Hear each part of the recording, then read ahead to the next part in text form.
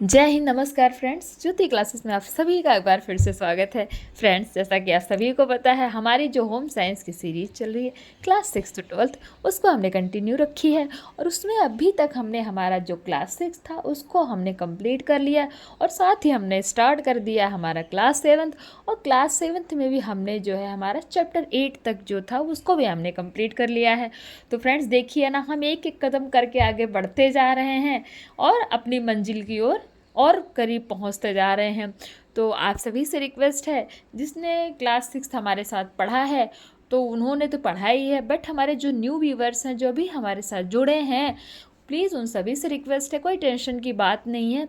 आपके लिए क्लास 6 और क्लास 7 में हमने जितने भी 8 चैप्टर पढ़े हैं वो सारे चैप्टर आपको प्ले लिस्ट के माध्यम से मिल जाएंगे। प्लीज़ आप प्ले लिस्ट में जाइए, वहाँ पे सारे ही चैप्टर टॉपिक वाइज बहुत ही अच्छे से आपको वहाँ पे प्रोवाइड कराए गए हैं, जिनको आप देखेंगे सुनेंगे और आपके माइंड में पॉइंट टू पॉइंट चीज़ें बहुत ही अच्छे से फीड होंगी। और हाँ फ्रेंड्स, जब भी आप कोई वीडियो स्टार्ट करते हैं, इट मीन्स कोई भी आप चैप्टर देखते हैं, तो प्लीज़ उसको पूरा देखिए। एटलीस्ट 1 2 3 वीडियो तो पूरा देखिए, तभी आपको कॉन्सेप्ट समझ में आएगा। वरना आधा अधूरा फ्रेंड्स ज्ञान किसी काम का नहीं होता है, आप सभी जानते हैं। और हाँ फ्रेंड्स, आप सभी से रिक्वेस्ट है, अगर वीडियो पसंद आ रही है तो चैनल को सब्सक्राइब कीजिए, बेल आइकन प्रेस कीजिए और इस वीडियो को ज़्यादा से ज़्यादा अपने दोस्तों के साथ शेयर कीजिए, जिससे उनकी भी मदद हो सके। और प्लीज़ अपनी राय हमें कमेंट के माध्यम से अवश्य बताइए कि जो हमारी सीरीज़ है, इट मीन्स हमारी सीरीज का टारगेट तो आप सभी को पता है क्या है, कि एक बार आप अपना सिलेबस पढ़ो। और जो सिलेबस क्या है हमारा 6 to 12, और एक बार आप अपना होम साइंस का सिलेबस कंप्लीट कर लेंगे तो होम साइंस से रिलेटेड कोई भी एग्ज़ाम आता है आप पूरी तरह से अपने आप को प्रिपेयर्ड पाएंगे हैं। तो फ्रेंड्स, आई होप हमारी ये कोशिश बरकरार रहेगी और आप सभी का सपोर्ट ऐसे ही बना रहेगा। और हाँ फ्रेंड्स, प्लीज़ बताइए हैं, और समझ में आता है तो प्लीज़ वीडियो को अपने फ्रेंड के साथ शेयर कीजिए और एक दूसरे की हेल्प करते रहिए। चलिए फ्रेंड्स, चलते हैं आज की क्लास में। आज स्टार्ट करते हैं। आज का हमारा चैप्टर क्या है? आज का चैप्टर है फ्रेंड्स हमारा चैप्टर 9। और चैप्टर 9 में हम क्या पढ़ने वाले हैं, आप ये स्क्रीन पर देख पा रहे होंगे। ये देखिए हमारी बुक है और इसमें हम पढ़ेंगे क्या, खंड 7 है। और खंड 7 में प्रदूषण एवं संसाधन है। और प्रदूषण एवं संसाधन में हम क्या पढ़ेंगे, टॉपिक क्या है, वायु एवं ध्वनि प्रदूषण, it means air and sound pollution, इनके बारे में हम जानेंगे। हम देखते बहुत सुनते हैं ना, एयर पोल्यूशन हो रहा है, साउंड पोल्यूशन हो रहा है। तो ये एयर पोल्यूशन, साउंड पोल्यूशन होता क्या है, इन सभी पोल्यूशंस के बारे में हम बहुत ही अच्छे से समझेंगे। तो फ्रेंड्स, इसको स्टार्ट करने से पहले आप सभी को पता है, हम एक बार अपने प्रीवियस क्लास का क्विक रिवीजन लेते हैं। आप सभी जानते हो ना, बताइए फटाफट, रिवीजन करना आवश्यक है कि नहीं है? बहुत ही आवश्यक है, because revision is the most important part of our study. तो चलिए फ्रेंड्स, हम एक बार देख लेते हैं कि हमने हमारी प्रीवियस क्लास में क्या पढ़ा था। ये आप देख पा रहे होंगे, हमने हमारी प्रीवियस क्लास में पढ़ा था फ्रेंड्स। ये तो हमारा 7th खुल गया, हाँ हमने 8th पढ़ा था ना। तो हमने हमारी प्रीवियस क्लास में पढ़ा था क्या, प्राथमिक चिकित्सा एवं परिचर्या, यानी कि प्राथमिक चिकित्सा क्या होता है और परिचर्या क्या होता है। उसमें हमने देखा था प्राथमिक चिकित्सा एवं उपचार पेटिका, it means first aid and first aid box. तो हमने इसके बारे में समझा था। उसमें हमने देखा था कि प्राथमिक चिकित्सा क्या होता है और प्राथमिक चिकित्सक किसको कहते हैं, इनके बारे में भी जाना था। फिर हमने प्राथमिक उपचार की विधियां भी देखी थी, यानी कि किसी को अगर प्राथमिक चिकित्सा देनी हो तो कौन सी विधि, किसी को मोच आ जाए, मोच की पहचान किस तरह कर सकते हैं, मोच का उपचार किस तरह कर सकते हैं, इनके बारे में जाना था। साथ ही साथ हमने देखा था अगर किसी को बेहोशी आ रही है तो उसके क्या लक्षण हैं और फिर उसके उपचार क्या हैं, इनके बारे में जाना था। हमने जलना देखा था, जलने पर क्या उपचार दिया जाता है उसके बारे में। रक्तस्राव, इट मीन्स ब्लीडिंग या खून बहना, इनके बारे में भी हमने जाना था और इसको किस तरह से रोका जाता है। फिर हमने देखा था बिजली का करंट लगने पर हमें क्या करना चाहिए, किस तरह उपचार देना चाहिए। इन सारी चीज़ों के बारे में हमने क्या किया था, प्राथमिक उपचार की विधियों में बहुत ही अच्छे से प्रीवियस क्लास के माध्यम से समझा था। फिर हमने देखा था रोगी की परिचर्या, इट मीन्स जो बीमार है उसकी नर्सिंग किस तरह की जा सकती है उसके बारे में हमने जाना था। फिर हमने रोगी की फिर हमने परिचर्या और गृह परिचारिका के बीच डिफरेंस जाना था कि परिचर्या कौन होता है। नर्सिंग लड़का या लड़की कोई भी हो सकता है, लेकिन गृह परिचारिका कौन होती है, वो भी नर्सिंग का ही काम करती है, बट वो एक गर्ल हो सकती है, कोई बॉय नहीं। अगर गर्ल है तभी वो गृह परिचारिका है, बट परिचर्या चाहे गर्ल हो या बॉय हो कोई भी हो सकता है। फिर हमने देखे थे गृह परिचारिका के गुण कौन कौन से होते हैं, फिर परिचारिका के कार्य, फिर जो गृह परिचर्या होते हैं उनके पास अपना कौन सा टूल होना चाहिए। ये देखिए आपको फोटो में दिख रही है ना, ये एक नर्स है, तो ये अपने पास कौन कौन से उपचार करने के लिए कौन कौन से टूल रखती है, इट मीन्स कौन कौन से उपकरण रखती है, इन सभी के बारे में हमने बहुत ही अच्छे से समझा था। फिर हमने देखा था उपचार पेटिका, आवश्यक वस्तुएं तथा उनका प्रयोग, कि हमारा जो फर्स्ट एड बॉक्स हमने पढ़ा था ना, फर्स्ट एड बॉक्स के बारे में, उसमें कौन सी इंपॉर्टेंट वस्तुएं होती हैं, इट मीन्स थिंग्स होते हैं जिनको हमने रखना चाहिए, और किस वस्तु का क्या प्रयोग है, इन सभी के बारे में हमने जाना था। आप ये कुछ पॉइंट्स देख सकते हैं फ्रेंड्स, ये सारी ही चीज़ें जो आपको दिख रही हैं वो सारी ही क्या होनी चाहिए, हमारी उपचार पेटिका, it means first aid box के अंदर होना चाहिए। फिर ये था फ्रेंड्स, तो यहाँ तक हमने जो हमारा प्रीवियस क्लास में चैप्टर 8 था हमने इसको किया था, और साथ ही इस चैप्टर के स्मरणीय तथ्य और इसकी प्रश्नावली देखी थी। तो आई होप फ्रेंड्स आपका एक बार क्विक रिवीजन हो गया होगा कि हमने प्रीवियस क्लास में क्या पढ़ा है। और हाँ, मैंने पहले भी बोला, जो हमारे न्यू व्यूअर्स हैं जिन्होंने हमारी प्रीवियस क्लास नहीं देखी, प्लीज़ आप प्ले लिस्ट में जाइए, वहाँ पर आपको सीरीज़ वाइज सारे ही वीडियोज़ प्रोवाइड कराएंगे, कुछ भी आपसे वहाँ पर छूटेगा नहीं। प्लीज़ प्ले लिस्ट में जाइए और वीडियोज़ को वॉच कीजिए। तो अब देखते हैं हमारा आज का, जो हमने पहले बताया, आज का हमारा जो टॉपिक होने वाला है वायु एवं ध्वनि प्रदूषण के बारे में हम पढ़ेंगे। और हम पढ़ेंगे किस चैप्टर में, ये तो टॉपिक है और चैप्टर का नाम क्या है, प्रदूषण एवं संसाधन। चलिए देखते हैं फ्रेंड्स कि पर्यावरण प्रदूषण का अर्थ क्या होता है। पर्यावरण प्रदूषण का अति साधारण अर्थ है पर्यावरण का दूषित होना, यानी कि पर्यावरण का गंदा होना। पर्यावरण का निर्माण प्रकृति ने किया है। पर्यावरण सभी घटक जीव जंतुओं, पेड़ पौधों व प्राणियों के लिए उपयोगी है। मानव के हस्तक्षेप से प्रकृति द्वारा निर्मित पर्यावरण में परिवर्तन हुआ है। यह परिवर्तन जीव जंतु, पेड़ पौधों तथा सभी प्राणियों के जीवन के लिए हानिकारक सिद्ध हो सकता है, इनमें सिद्ध हुआ है। तो किस तरह मानव ने हस्तक्षेप किया, आजकल आप देखते हैं फ्रेंड्स बड़ी बड़ी फैक्ट्रियाँ बन रही हैं तो वहाँ पे क्या होता है, उसके लिए हम क्या करते हैं, बड़े मकान बन रहे हैं, बिल्डिंग बन रहे हैं, मॉल बन रहे हैं, तो जितने भी पेड़ पौधे हैं उनको क्या किया जा रहा है, उनके साथ छेड़खानी की जा रही है, यानी कि पेड़ को काट दे रहे हैं।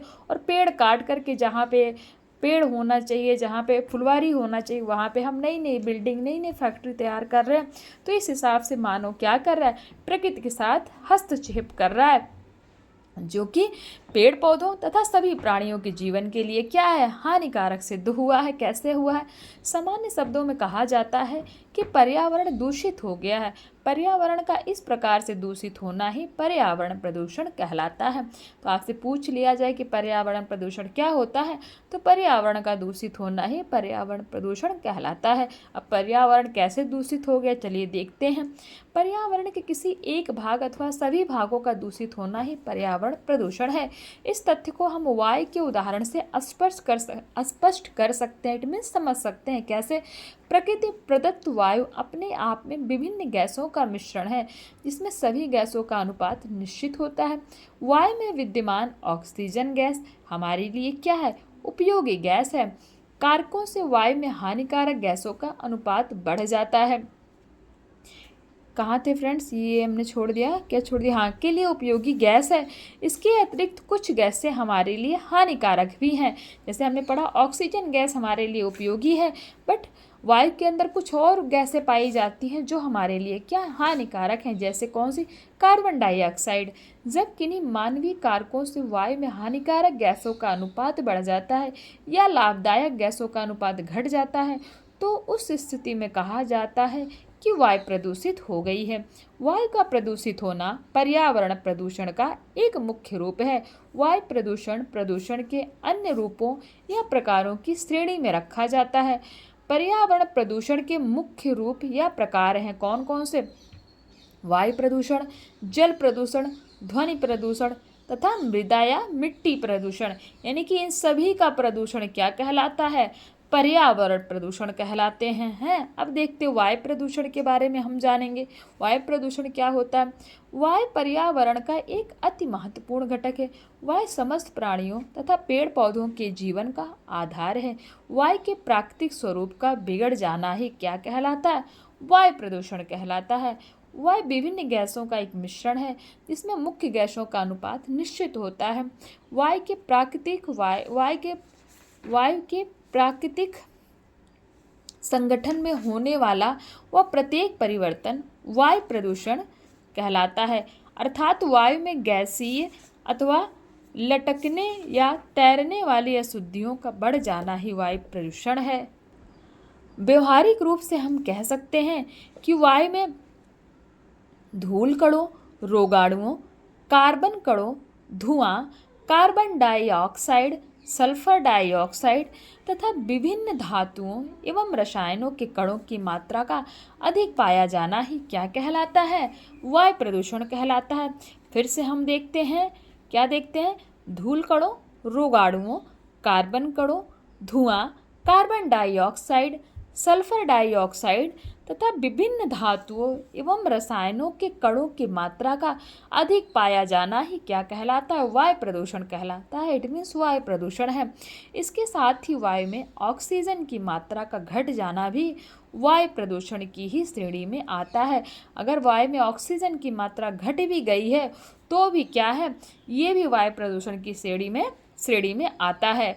फिर देखते हैं वायु प्रदूषण के कारण की हमने ये तो जान लिया कि वायु प्रदूषण होता क्या है। अब इसके कारण क्या है? मनुष्य द्वारा किए जाने वाले कुछ कार्य यानी कि क्रियाकलाप ही वायु प्रदूषण में वृद्धि करने वाले हैं। वायु प्रदूषण के लिए जिम्मेदार मुख्य कारण निम्नलिखित हैं।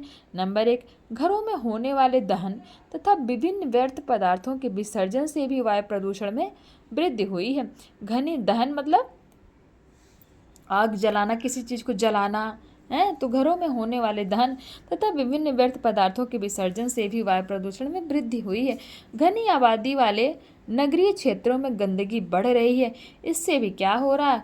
वायु प्रदूषण में वृद्धि हुई है। जनसंख्या के अत्यधिक बढ़ जाने के कारण श्वसन क्रिया द्वारा भी वायु प्रदूषण में वृद्धि हुई है। कृषि के क्षेत्र में इस्तेमाल होने वाले उर्वरकों तथा कीटनाशकों के छिड़काव के कारण भी वायु में क्या हुई है? वायु में वृद्धि हुई है। अब देखते हैं नंबर 5, वायु प्रदूषण को नियंत्रित करने में वृक्षों का सर्वाधिक योगदान है। अर्थात वृक्षों की अधिक कटाई के परिणाम स्वरूप भी वायुमंडल का संतुलन बिगड़ता जा रहा है। जैसे हमने शुरू में पढ़ा ना कि हम क्या कर रहे हैं आजकल मॉडर्न युग में, क्या कर रहे हैं हम? बड़ी बड़ी बिल्डिंग बनाने के चक्कर में, मॉल बनाने के चक्कर में हम क्या कर रहे हैं? फैक्ट्रीज लगा रहे हैं, उनके चक्कर में हम क्या कर रहे हैं? वृक्षों को काट रहे हैं। और वृक्षों को काटने के बाद क्या हो रहा है? हमारा वायु प्रदूषण हो रहा है। यानी कि अगर वायु प्रदूषण को कोई रोक सकता है तो ज़्यादा से ज़्यादा वृक्ष हमें यानी कि पेड़ पौधे लगाए जाने चाहिए। उससे क्या होगा? वायु प्रदूषण में हम नियंत्रण पा सकते हैं।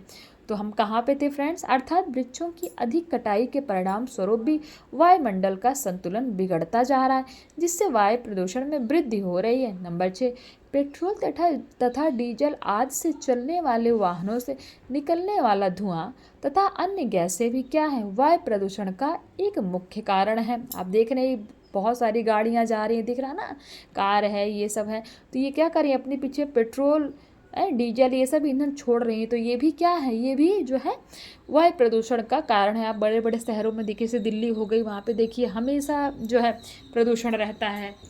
कई बार तो प्रदूषण ज़्यादा होने के नाते क्या होता है, सांस लेना भी मुश्किल हो जाता है और स्कूल भी बंद करा दिए जाते हैं। वो किस लिए होता है? क्योंकि वहाँ पर ज़्यादा से ज़्यादा जो है हमारा ये पेट्रोल डीजल इन सब का उपयोग होता है, क्योंकि गाड़ियाँ बहुत चलती हैं ना, तो जहाँ पे ज़रूरत से ज़्यादा गाड़ियाँ चलेंगी, यानी कि पेट्रोल डीजल का प्रयोग होगा, वहाँ पे वायु प्रदूषण बहुत ही अधिक बढ़ जाता है। फिर हम देखते हैं कि हम कहाँ पे थे फ्रेंड्स? हाँ, अब हम देखते हैं नंबर 7, औद्योगिक संसाधनों से निकलने वाली दूषित गैसें तथा विभिन्न धातुएं एवं रसायनों के कण वायु में मिलकर उसे निरंतर प्रदूषित करते रहते। इसके अतिरिक्त नगरों में भवन निर्माण की दर में होने वाली वृद्धि ने भी वायु प्रदूषण की प्रक्रिया को तेज कर दिया है। नंबर 8, आणविक परीक्षण भी वायु प्रदूषण के लिए जिम्मेदार कारक है। नंबर 9, ठोस अथवा तरल प्रदूषकों को जहां तहां खुले में डाल देने से उनसे उठने वाली गैसें भी वायु को क्या करती हैं, प्रदूषित करती हैं। नंबर 10 देखते हैं, जल मल की अवैज्ञानिक व्यवस्था ने भी वायु प्रदूषण में उल्लेखनीय योगदान दिया है। अब देखते हैं वायु प्रदूषण से कौन सी हानियां हो सकती हैं। निस्संदेह वायु प्रदूषण अपने आप में एक गंभीर समस्या है तथा इसके अनेक हानिकारक प्रभाव जनजीवन पर पड़ रहे हैं। वायु प्रदूषण से होने वाली मुख्य हानियों का संक्षिप्त विवरण निम्नलिखित है। नंबर 1, श्वसन तंत्र के विभिन्न रोग मुख्य रूप से वायु प्रदूषण के कारण ही होते हैं। कैंसर जैसा घातक रोग भी वायु प्रदूषण के कारण ही हो सकता है। नंबर 3, प्रदूषित वायु के सेवन से संबंधित संक्रामक रोग फैल जाते हैं।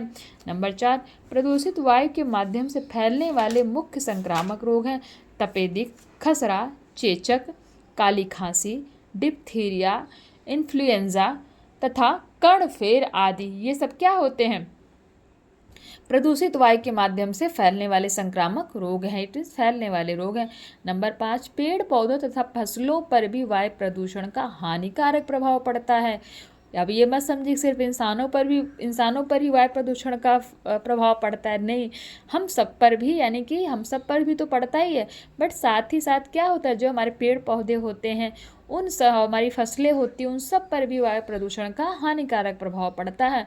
वायु प्रदूषण के परिणाम स्वरूप वायुमंडल में विद्यमान ओजोन की परत में छिद्र होने की बात भी सामने आई है। इस असामान्य घटना के गंभीर दूरगामी परिणाम हो सकते हैं। इससे सारा विश्व चिंतित तथा भयभीत है। नंबर 7, वायु प्रदूषण से व्यक्ति के सामान्य विकास पर भी प्रतिकूल प्रभाव पड़ रहा है तथा व्यक्ति की कार्य क्षमता भी घट रही है। वायु प्रदूषण को रोकने के क्या उपाय हैं, देखते हैं। वायु प्रदूषण से होने वाली हानियों को ध्यान में रखते हुए कहा जा सकता है कि यह एक गंभीर तथा व्यापक समस्या है। वायु प्रदूषण को रोकने अथवा कम करने के लिए अधिक से अधिक उपाय किए जाने चाहिए। वायु प्रदूषण को रोकने या नियंत्रित करने के लिए मुख्य रूप से निम्नलिखित उपाय किए जाने चाहिए। अब वो उपाय कौन से हैं, देखते हैं जिनसे वायु प्रदूषण को रोका जा सकता है। नंबर 1, सभी क्षेत्रों में अधिक से अधिक पेड़ लगाए जाने चाहिए तथा हरित पट्टियां विकसित की जानी चाहिए। वनों की कटाई को नियंत्रित करना चाहिए। वृक्ष पर्यावरण से कार्बन डाइऑक्साइड लेते हैं तथा ऑक्सीजन की अधिक मात्रा छोड़ते हैं। इससे वायु प्रदूषण कम होता है। औद्योगिक संस्थानों को आवासीय क्षेत्रों से दूर स्थापित करना चाहिए, यानी कि जो फैक्ट्रीज होती हैं उनको क्या, जहाँ पे हम रहते हैं वहाँ से दूर फैक्ट्रीज को बनाना चाहिए तथा उनसे निकलने वाले धुएं के कणों, विभिन्न गैसों तथा धातुओं के कणों को नियंत्रित करने के हर संभव उपाय किए जाने चाहिए। इसके लिए ऊंची चिमनियाँ तथा यथास्थान आवश्यक छन्ने लगाए जाने चाहिए। जहाँ तक हो सके रासायनिक उर्वरकों का प्रयोग कम होना चाहिए तथा कीटनाशक दवाओं का प्रयोग भी नियंत्रित होना चाहिए। जहाँ तक हो सके कूड़ा करकट, मैला तथा गंदगी एवं मृत पशुओं के शरीर को खुले में न छोड़े। नंबर 5, आवासीय क्षेत्रों में गंदा जल एकत्र न होने दे। नंबर 6, प्रशासन द्वारा वायु प्रदूषण की रोकथाम के कठोर नियम निर्धारित करने चाहिए। उदाहरण के लिए प्लास्टिक, रबड़ के टायर तथा पॉलीथीन आदि को जलाने में पूर्ण प्रतिबंध होना चाहिए कि इनको आपको जलाया नहीं जाएगा, यानी कि जलाना नहीं चाहिए, इस पर रोक लगानी चाहिए। नंबर 7, यातायात के साधनों अर्थात पेट्रोल अथवा डीजल आदि ईंधनों से चलने वाले वाहनों, इनमें भी फिल्टर लगाए जाने चाहिए तथा शीशा रहित पेट्रोल इस्तेमाल करना चाहिए। नंबर 8, रसोई घर में भी कुछ सावधानियां अपनानी चाहिए। अधिक धुआं उत्पन्न करने वाले ईंधनों के स्थान पर कम धुआं उत्पन्न करने वाले ईंधन ही इस्तेमाल करने चाहिए। इसके लिए पेट्रोलियम गैस, गोबर गैस तथा धुआं रहित आधुनिक चूल्हों के प्रयोग का सुझाव दिया जाता है। हैदराबादी चूल्हा एक इसी प्रकार का धुआं रहित चूल्हा है। उपर्युक्त विवरण द्वारा वायु प्रदूषण संबंधी विभिन्न पक्षों का सामान्य परिचय प्राप्त हो जाता है। वायु प्रदूषण की गंभीरता को देखते हुए प्रत्येक नागरिक को इसके प्रति क्या होना चाहिए, सचेत हो जाना चाहिए, अन्यथा निकट भविष्य में यह समस्या समस्त प्राणियों के लिए घातक सिद्ध हो सकती है। तो देखिए फ्रेंड्स, ये था हमारा वायु प्रदूषण, जो कि कितना हानिकारक है और किस तरह इससे बचा जा सकता है, इसके बारे में हमने जाना। अब देखते हैं कि हमने वायु प्रदूषण तो देख लिया, अब ध्वनि प्रदूषण क्या होता है और उसके कारण क्या होते हैं, देखते हैं फटाफट। ध्वनि प्रदूषण भी मूल रूप से पर्यावरण प्रदूषण का ही एक रूप है। आप देख रहे हैं ना, बहुत सारे माइक लगे हुए हैं, लाउड स्पीकर लगे हुए हैं, जिससे बहुत सारी क्या होती है, बहुत तेज़ लाउड स्पीकर लगने से आवाज़ बहुत ज़्यादा होती है। तो उससे हमें क्या नुकसान होता है वो हम देखते हैं। तो ध्वनि प्रदूषण भी मूल रूप से पर्यावरण प्रदूषण का ही एक रूप है। ध्वनि प्रदूषण की समस्या भी नगरों एवं औद्योगिक क्षेत्रों में अधिक है। ध्वनि प्रदूषण का संबंध पर्यावरण में होने वाली ध्वनियों से है। ध्वनि प्रदूषण के साधारण शब्दों में वातावरण में शोर के बढ़ने के रूप में स्पष्ट किया जा सकता है। पर्यावरण में शोर अर्थात ध्वनियों का बढ़ जाना ही क्या कहलाता है, ध्वनि प्रदूषण कहलाता है। प्रत्येक अनचाही आवाज़ शोर ही है। तेज आवाज़ में चलते रेडियो, टीवी, लाउड स्पीकरों पर बजते फिल्मी गाने हमारी मांगे पूरा करो। रेडियो, टीवी, लाउड स्पीकरों पर बजते फिल्मी गाने हमारी मांगे पूरा करो और इनकलाब जिंदाबाद के नारे शोर ही हैं। कारों, बसों आदि वाहनों के हॉर्न, रेलगाड़ी के चलने की आवाज़ व जेट विमान की आवाज़ भी शोर है। यही नहीं, कार्यालय में टाइपराइटर की निरंतर खटखट, टेलीफोन की टनटनाती घंटियाँ, चपरासी को बुलाने की घंटियाँ, घड़ियों की टिक टिक तथा जनरेटर की घर घर भी क्या है, एक शोर ही है। फिर देखते हैं कि यही नहीं, सड़कों पर होने वाली लड़ाई झगड़े, चीख पुकार, स्कूल में बच्चों की बातें आदि भी क्या है, एक शोर का ही रूप है। घरों में पटक पटक कर कपड़े धोना व बर्तन उठाने पटकने से भी क्या होता है, शोर उत्पन्न होता है। संक्षेप में कहा जा सकता है कि नगरों में ध्वनि प्रदूषण के असंख्य स्रोत एवं कारण हैं। यही कारण है कि दिन प्रतिदिन ध्वनि प्रदूषण की समस्या बढ़ती ही जा रही है। ध्वनि प्रदूषण की माप करने के लिए ध्वनि की तीव्रता को मापा जाता है।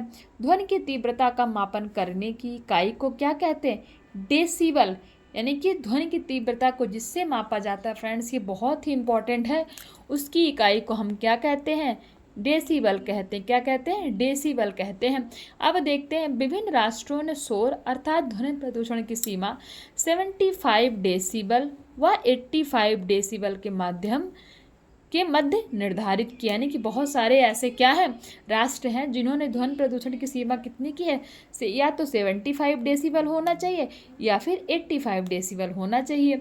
इससे अधिक तीव्रता वाली प्रत्येक ध्वनि को क्या कहा जाता है, प्रदूषणकारी ही माना जाता है। इट मीन्स अगर कोई भी ध्वनि 75 डेसिबल या फिर 85 डेसिबल से ज़्यादा है तो ऐसी ध्वनि को प्रदूषणकारी ध्वनि माना जाता है। इट मीन्स उसी को हम क्या कहते हैं, ध्वनि प्रदूषण कहते हैं। ध्वनि प्रदूषण कब होगा, जब 75 डेसिबल व 85 डेसिबल से ज़्यादा ध्वनि होगी। अब देखते हैं इससे क्या हानियाँ होती हैं। ध्वनि प्रदूषण अपने आप में एक गंभीर समस्या है। इस समस्या की गंभीरता को नोबेल पुरस्कार विजेता वैज्ञानिक रॉबर्ट कॉक ने, किसने, वैज्ञानिक रॉबर्ट कॉक ने इन शब्दों में स्पष्ट किया है, एक दिन ऐसा आएगा जब मनुष्य को स्वास्थ्य के सबसे बुरे शत्रु के रूप में क्रूर शोर से संघर्ष करना पड़ेगा। किससे, क्रूर शोर से संघर्ष करना पड़ेगा। ध्वनि प्रदूषण के बुरे प्रभावों एवं हानियों का सामान्य विवरण निम्नलिखित है। देखते हैं। नंबर 1, शोर के कारण दैनिक जीवन में होने वाली दुर्घटनाएं बढ़ जाती है। नंबर 2, ध्वनि प्रदूषण अर्थात अत्यधिक शोर का हमारे सामान्य स्वास्थ्य पर बुरा प्रभाव पड़ता है। इसके प्रभाव से व्यक्ति का स्वास्थ्य कमजोर हो जाता है तथा उसकी कार्य क्षमता भी क्या होती है, घट जाती है। एक प्रसिद्ध वैज्ञानिक ग्रिफिथ के अनुसार शोर व्यक्ति को समय से पहले बूढ़ा कर देता है। ये किसने कहा है, ये कहा है ग्रिफिथ ने। किसने, ग्रिफिथ ने, जो एक बहुत ही फेमस साइंटिस्ट हैं, उन्होंने बोला है कि शोर व्यक्ति को समय से पहले क्या कर देता है, बूढ़ा कर देता है। नंबर 3, ध्वनि प्रदूषण का प्रतिकूल प्रभाव व्यक्ति के हृदय, स्नायुमंडल तथा पाचन तंत्र पर भी पड़ता है। और नंबर 4 देखते हैं, निरंतर ध्वनि प्रदूषण का बुरा प्रभाव हमारे कानों तथा सुनने की शक्ति पर भी पड़ता है। अत्यधिक ध्वनि प्रदूषण के परिणाम स्वरूप व्यक्ति क्या हो जाता है, बहरा हो जाता है। इट मीन्स उसको सुनाई पड़ना बंद हो जाता है। बहुत ज़्यादा अगर ध्वनि प्रदूषण हो गया तो जिस व्यक्ति पर उसका असर पड़ता है वो सुनना कंप्लीट बंद कर देता है। इट मीन्स वो बहरा हो जाता है। नंबर 5, ध्वनि प्रदूषण के कारण व्यक्ति का स्वभाव चिड़चिड़ा तथा झुंझलाहट पूर्ण हो सकता है। नंबर 6, अत्यधिक शोर के कारण उच्च रक्तचाप, श्वसन गति तथा नाड़ी गति में उतार चढ़ाव, जठरांत्र गतिशीलता में कमी, रक्त संचार में परिवर्तन तथा हृदय पेशी के गुणों में परिवर्तन हो जाता है।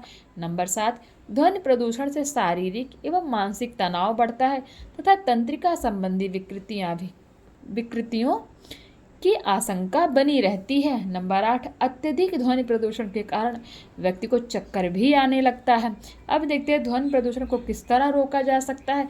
इट मीन्स ध्वनि प्रदूषण को रोकने के उपाय। ध्वनि प्रदूषण की समस्या को नियंत्रित करना आवश्यक है। ध्वनि प्रदूषण को नियंत्रित करने के लिए मुख्य रूप से निम्नलिखित उपाय किए जा सकते हैं। कौन कौन से? नंबर 1, आवासीय क्षेत्रों में उच्च ध्वनि वाले लाउड स्पीकरों पर कड़ा प्रतिबंध होना चाहिए। नंबर 2, कारखानों तथा औद्योगिक संस्थानों को आवासीय क्षेत्रों से दूर स्थापित करना चाहिए। नंबर 3, औद्योगिक शोर को प्रतिबंधित करने के लिए यथास्थान अधिक से अधिक साइलेंसर लगाए जाने चाहिए। नंबर 4, घरों पर भी अनावश्यक शोर को कम करने के उपाय करने चाहिए। सदैव बहुत धीमी आवाज़ में रेडियो, टीवी तथा डेक आदि बजाएं, चिल्लाकर बात न करें। इट मीन्स हमें धीरे बोलना चाहिए। वाहनों में ध्वनि वाले हॉर्न नहीं लगाए जाने चाहिए। जहाँ तक संभव हो मकानों को अधिक से अधिक ध्वनि अवरोधक बनाया जाना चाहिए। तो फ्रेंड्स, ये था हमारा चैप्टर जो कि हमने कंप्लीट कर लिया। और ये चैप्टर नंबर कितना था हमारा?